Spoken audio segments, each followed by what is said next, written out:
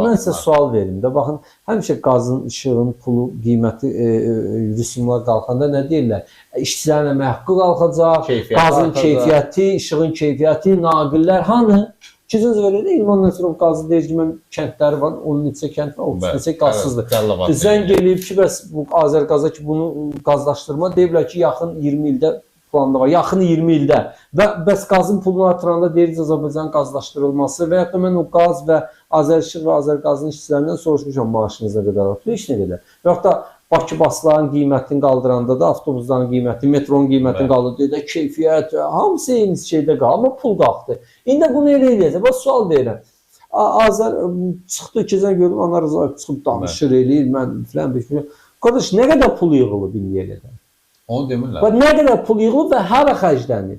Onu deməyən adam pullu yollardan, pullu zonaya girib çıxan pulu hesabatını sizə mənə verəcək. Biz nə biləcəyik ki, oradan gələn pul gedir nəqliyyatda, düzdür ya yox? Təbii. Yəni o məsələdə baxın, hani nə qədər pul yığılır? Bax, mən elə gün olub ki, mən bir dostumun xəstəxanadaydı, 6 manata yaxın bir gündə pul vermişəm. Bir dəfə orada saxladım, çünki xəstəxanaya girişdə saxladıq, dostumuzu gördük.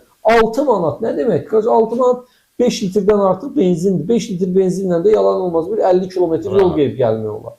Yəni sən məni adicə dayanmağıma görə pul alırsan və hardan pul alırsan?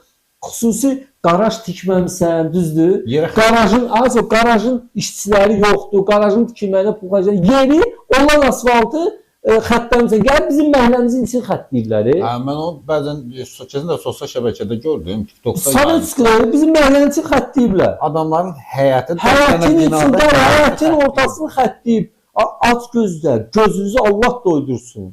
Qardaş, torpaq doydursun gözü. Bəs bu cəmaət evinə getsən, get arayış al ki, mən burada yaşayıram.